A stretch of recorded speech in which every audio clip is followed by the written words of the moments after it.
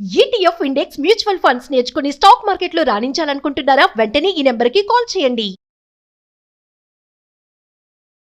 నమస్కారం అండి, డాక్టర్ శ్రీ ఆచార్య అనంతకృష్ణ స్వామి గారు. నమస్కారం. 637వ ఎపిసోడ్ మనీ మంత్ర. లాస్ట్ 2 ఎపిసోడ్స్ నేను కంటిన్యూగా వింటూ ఉన్నాను. ఇందాక ఒక ఎపిసోడ్లో మీరు చెప్పిన మాట ఏంటంటే, ఒక చిన్న అవసరం ఆడపిల్లకు వచ్చినప్పుడు భర్తను అడగడానికో ఇంకెవరైనా అడగడానికో భయపడే వాళ్ళు పక్కింటి వాళ్ళనో లేదంటే ఫ్రెండ్స్ అనో ఒక 500 కోసమని వెళ్తే 5 లక్షల దాకా దారి తీసింది. అటువంటివి చాలా మంది ఆడవాళ్ళకి స్టిల్ ఇప్పటికీ ఉన్నారు. అలాంటి వాళ్ళు కవర్ చేయాలి, ఏ విధంగా చేయాలో తెలియదు. అటువంటి సమస్యలు ఉంటూ ఉంటాయి.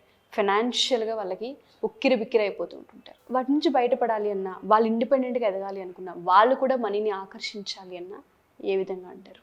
మన సబ్జెక్ట్లో చాలామంది కొందరు ఏం నమ్ముతారంటే, అదృష్టం ఉంటే అన్ని కలిసి వస్తాయి చెప్తూ ఉంటారు సార్ ఇది మాట. అదృష్టం ఉంటే అన్ని కలిసి వస్తాయి, మనం ఏం చేసే అవసరం లేదు, అదృష్టం కావాలా, దేనికైనా భాగ్యం కావాలా. ఇక్కడ ఎలా ఉంటుందంటే విచిత్రం, అదృష్టానికి డబ్బుకి సంబంధం లేదు. అసలు అదృష్టానికి డబ్బుకు సంబంధం లేదు. ఎందుకంటే మనం ఇంతకు కూడా ఒక మాట చెప్పుకున్నాం అంటే, చదువుకి డబ్బుకి సంబంధం లేదు. ఇప్పుడు మా దగ్గర క్లాస్లో వస్తారు అన్ఎడ్యుకేటెడ్స్, అసలు కనీసం రాయడం కూడా రాదు. జస్ట్ క్లాస్ వింటారు, నేను చెప్పేటప్పుడు ఒక 2-3 పదాలు పట్టుకుంటారు, దాంతోనే లక్షలు సంపాదించేస్తారు. ఎన్నో అచీవ్మెంట్స్ కూడా ఉన్నాయి మన ఇన్స్టాగ్రామ్లో, ఎన్నో అచీవ్మెంట్స్ కూడా ఉన్నాయి. ఇంకా కొందరు ఉన్నారు, వాళ్ళని చూస్తే అనిపిస్తుంది అసలు వీళ్ళు నిజమేనా చెప్తుంది అనిపిస్తుంది. నేనే ఆశ్చర్యపోతాను. వాళ్ళు ఎవరు కూడా నాకు తెలియదు. వాళ్ళు అచీవ్మెంట్ చెప్తున్నప్పుడు ఈ అమ్మగారు ఏంటి ఇలా సాధించారా, ఇంత సాధించారా, మనమే ఆశ్చర్యపోతాం. ఓ 50 లక్షలు పెట్టి ఇల్లు కొన్నాను అంటారు, లేదంటే ఓ కారు కొన్నాను అంటారు, లేదంటే ఒక 20 లక్షలు అప్పు కట్టేశాను నేను 3 నెలల్లో అంటారు. అంటే ఎలా ఉంటుందంటే సిచ్యువేషన్, అక్కడ అదృష్టం తోడు కాలేదు వాళ్ళకి. అదృష్టం తోడు కావాలనుకున్నప్పుడు ఈ 10-20 సంవత్సరాల నుంచి వాళ్ళు ఇబ్బందులే పడుతున్నారు. ఇంకెప్పుడు వస్తుంది అదృష్టం? 20 సంవత్సరాల నుంచి రాని అదృష్టం ఇప్పుడే వస్తుందా? కొందరికి 50 సంవత్సరాలనే అదృష్టం రాదా? ఎప్పటికీ అలా పరిస్థితులు అలాగే ఉంటాయా? 50 సంవత్సరాలనే అదృష్టం రాలేదా? అప్పటికి ఇంకా అప్పుల్లోనే ఉంటారా? ఒక ఎంప్లాయీని తీసుకున్నప్పుడు కానీ కొందరు తీసుకున్నప్పుడు, కొందరు సిచ్యువేషన్ నేను ఆలోచించినప్పుడు, వాళ్ళు చనిపోయిన తర్వాత వాళ్ళ అప్పులు పిల్లలు కడతారు.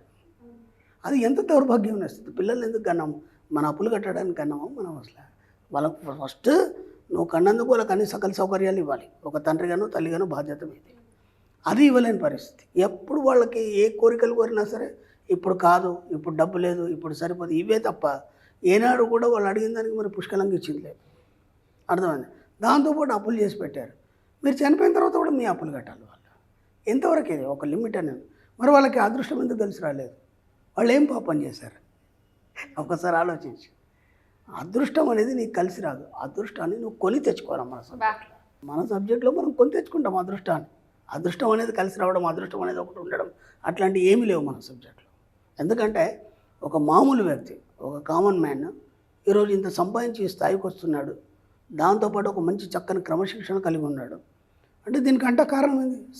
సబ్జెక్ట్లో మనం పెట్టే నియమాలు కావచ్చు, లేదంటే మనం చెప్పే పద్ధతి కావచ్చు, లేదా డబ్బును ఆకర్షించే విధానం కావచ్చు, ఇవన్నీ తనకు అదృష్టాన్ని తీసుకొచ్చి పెట్టాయి. అర్థమవుతుంది? తనే తెచ్చుకున్నాడు తన అదృష్టాన్ని. కాబట్టి ఎవరో మీ తలరాత రాశారు, మీ జీవితం ఇలా ఉంది, అదృష్టం కలిసి వస్తుంది, వాడికి అదృష్టం కలిసి వచ్చింది, ఇట్లాంటి మాటలు నమ్మకండి. First point. 2, ఎవరో ఏదో చెప్పి మీ జీవితాన్ని మారుస్తారనే మాటల్ని కూడా అసలు నమ్మకండి. మన సబ్జెక్టులో లేదు. ఎందుకంటే మన సబ్జెక్ట్లో మనం ఎవరి మాట వినాం. ఎందుకు? మాటలు ఎవరు వింటారు? మీ యొక్క లో ఫ్రీక్వెన్సీ ఉన్నప్పుడు మాత్రమే ఎదుటివారి మాటలు వింటారు. అప్పుడే వాళ్ళు ఆర్థిక ఇబ్బందులు ఎదుర్కొంటారు. ఆర్థిక ఇబ్బందులు ఎదుర్కొంటున్నారంటే మీరు లో ఫ్రీక్వెన్సీలో ఉన్నారు. అంటే మీ లోపల ఉన్నటువంటి అనంతమైన శక్తిని మీరు ప్రజ్వలింపచేస్తలేరు. ఎప్పటికప్పుడు వాళ్ళ మాటలు వీళ్ళ మాటలు ఏం చేస్తుంది, దాన్ని అనగదొక్కేస్తున్నారు. కాబట్టి మీరు పైకి రావట్లేదు. అప్పుడేమవుతారు? ఆ వ్యక్తి ఇతరుల మీద ఆధారపడడం, లేదా దేవుడని ఒక పదార్థాన్ని నమ్మడం, లేదంటే జ్యోతిషం అనే ఒక దాన్ని నమ్మడం. అంటే ఇతరులు ఏదైతే చెప్తారో దాన్ని నమ్మి అదే నిజమని నమ్ముకొని దాంతోనే మోసపోవడం, దాంతో డబ్బు సమయం అన్నీ వృధా చేసుకోవడం. ఇంకా లాస్ అయిపోతున్నా సరే ఇంకా ఏదో ఉంది బయట, దీనికంటే ఆవలి ఇంకేదో ఉందనే ఒక ఆలోచనతో మొత్తం తన ఉనికిని కోల్పోవడం జరుగుతుంది. ఇప్పుడు మనం ఏం చేసామంటే ఇవన్నిటి అవతల ఇంకేముంది, అది ఎలా పనిచేస్తుంది అనేది మనం చూపించాం. మన సబ్జెక్ట్లో ఇప్పటిదాకా మనం ఏదైతే నమ్ముతూ వచ్చామో, ఈ నమ్ముతూ వచ్చింది నీకు ఎక్కడైతే నువ్వు ఆగిపోయినావో ఆ తర్వాత ఏముందనేది మనం చూపించగలిగాం. అంటే సబ్జెక్ట్ అంతా కొత్తగా ఉంది, దీంట్లో ఎలాంటి రిస్క్ లేదు. ఎలాంటి ఆలోచన విధానం లేదు. జస్ట్ నీకు కావాల్సిన దాన్ని కోరుకోవడం, పొందడం, అంతే. రెండే సింపుల్ థింగ్. దీనికి ఖర్చు లేదు. ఫస్ట్ ఎవరిని నమ్మడం లేదు, ఎవరి మీద ఆధారపడడం లేదు, ఏది లేదు ఇక్కడ. జస్ట్ నీ యొక్క ఫ్రీక్వెన్సీని పెంచుకోవడం వల్ల, అంటే నీ యొక్క ఆలోచన విధానాన్ని పెంచుకోవడం వల్ల, నీలో ఉన్నటువంటి జీవరసాయన శక్తిని నువ్వు ఉత్పన్నం చేసుకోవడం వల్ల నీకుగానే అన్నీ సంపాదించుకోవడం, నీకుగానే నీ అదృష్టాన్ని సృష్టించుకోవడం జరుగుతుంది. ఇక్కడ ఏం చెప్తున్నావు అంటే, ఒక వస్తువు నీ లోపలికి రావడానికి, నీ దగ్గరికి రావడానికి దానికి జీవరసాయన శక్తి, భూరసాయన శక్తి రెండు తోడు కావాలంట. ఎందుకంటే ప్రతి వస్తువు ఎక్కడ తయారవుతుంది? భూమి లోపల తయారవుతుంది. ఇక్కడ ఉన్న మెటీరియల్ అంతా భూమి నుంచి వచ్చింది కదా, అవునా కదా? ఇప్పుడు ఆ భూమిలో సూర్యుడి ద్వారా కెమికల్ రియాక్షన్ జరుగుతుంది. ప్రతి వస్తువు ఏం జరుగుతుంది? సూర్యుడి ద్వారా భూమి లోపలికి ఆ సూర్యకిరణాలు వెళ్ళి లోపల అక్కడ కెమికల్ రియాక్షన్ జరిగి ఆ వస్తువు రూపొందుతుంది. దాన్ని మనం బయటికి తీసి మెటీరియల్స్ తెచ్చిస్తాం. ఇప్పుడు నీకేం కావాలి? నీకు కావాల్సిన కోరిక నువ్వు కోరుకోవడానికి నువ్వు భూమి మీద ఉన్నావు కాబట్టి భూమిలో ఉన్న సంపద నీకు రావాలి. అలాగే మనం ఏం చెప్తామంటే, రోజు ఉదయం లేసి, ఇంతకుముందు కూడా చెప్పాం మనం, ఒక్కసారి సూర్య నమస్కారం చేయాలి. ఎందుకంటే కృతజ్ఞత, అతని ద్వారానే సంపద అంత వస్తుంది కాబట్టి, భూమి నుంచి అంత సంపద వస్తుంది కాబట్టి మనం దానికి ఒక కృతజ్ఞత చెప్పుకోవాలి. లేవగానే భూమి మీద కాలు పెడుతూనే మన పూర్వీకులు చెప్పారు, లేవగానే భూమి ఒకసారి మొక్కాలని. మొక్కాలంటే దేవుడు అని కాదు, అక్కడ దానికి కృతజ్ఞత చెప్తున్నాం. ఒక నమస్కారం చేయడం అంటే కృతజ్ఞత. అది ఏదో మనని మించి ఒక అనంతమైన ఎనర్జీ ఉంది. ఆ ఎనర్జీని మన లోపలనే చూసుకోవాలన్నప్పుడు ఆ భూమి నుంచి, అలాగే నీ శరీరంలో ఉంచే జీవరసాయన శక్తి, ఆ భూరసాయన శక్తిని ఈ రెండింటిని ఏకం చేసినప్పుడు ఇవి రెండు విశ్వానికి సప్లై చేయబడి అక్కడి నుంచి నువ్వు కోరుకున్నది నీ జీవితంలో రావడం జరుగుతుంది. ఇది సూత్రం. ఇది సైంటిఫిక్. ఇది నేనేదో చెప్పడం కాదు, ఇది సూత్రం. ఇది ఒక వస్తువు ఎట్లా ఉత్పన్నం అవుతుంది, ఎలా నీ దగ్గరికి వస్తుంది అనే దానికి ఈ సూత్రం.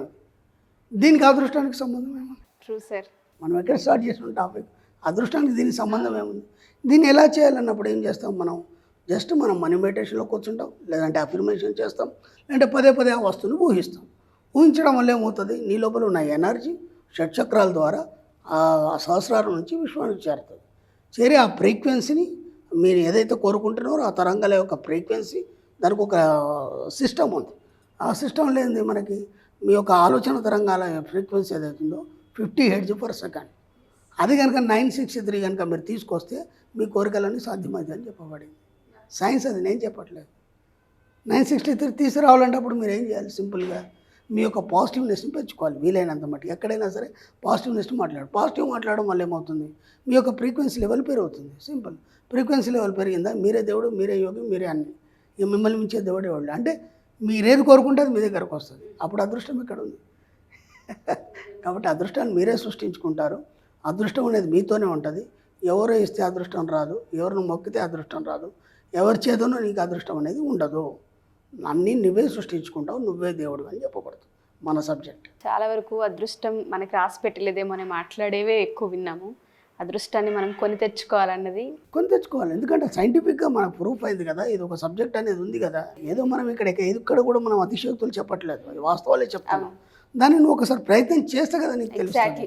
అసలు క్లాసెస్ ఎప్పుడెప్పుడు ఉండబోతున్నాయి? చాలా మంది అడిగేది క్లాసుల వివరాలు చెప్పండి అని.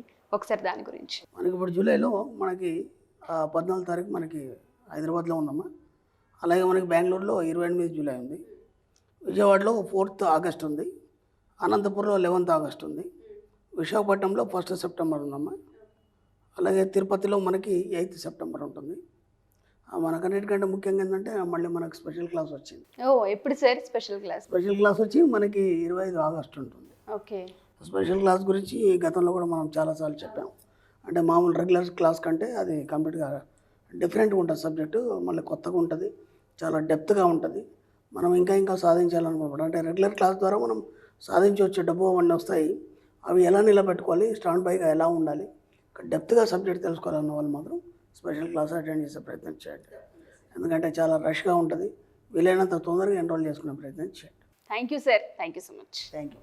సుమన్ టీవీలో మీ పర్సనల్ అండ్ బిజినెస్ ప్రమోషన్స్ కోసం కింది నెంబర్కి కాంటాక్ట్ చేయండి.